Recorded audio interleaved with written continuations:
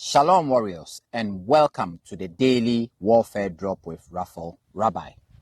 Today's theme is shut down strife, guard your tongue. And scripture is coming to you from Proverbs chapter 17 through to 18. Warriors, today's reading puts a spotlight on a battlefield that ruins workplaces, families, and ministries.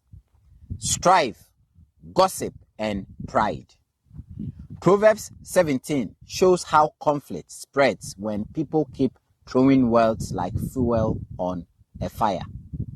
It warns about the troublemaker, the one who loves arguments, and the one who repeats a matter to separate friends. Warriors, that's not just talking, that is warfare.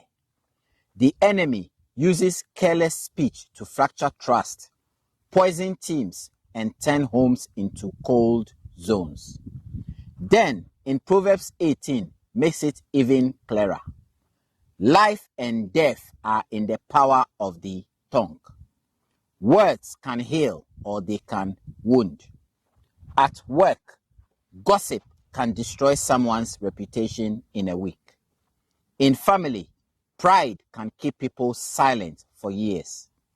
In ministry, jealousy and offense can divide what God is building.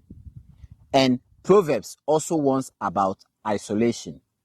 When someone pulls away, they often become easier to be misled, easier to harden, and quicker to believe their own story.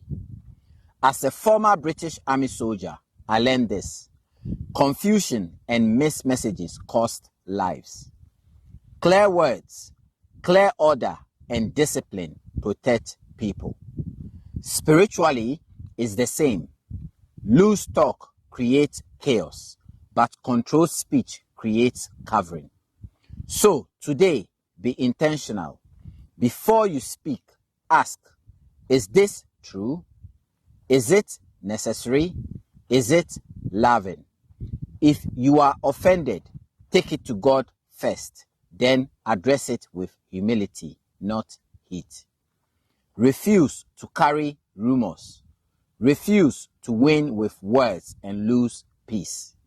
And if pride has made you stubborn, soften quickly, because pride always makes a small issue becomes a big war. Here is today's warfare truth. The enemy looks for an open mouth and unguarded heart.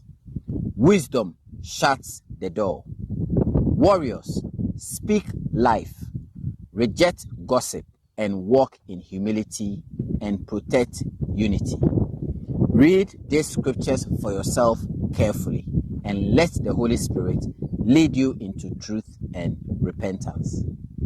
We shall meet on the battlefield tomorrow. Shalom.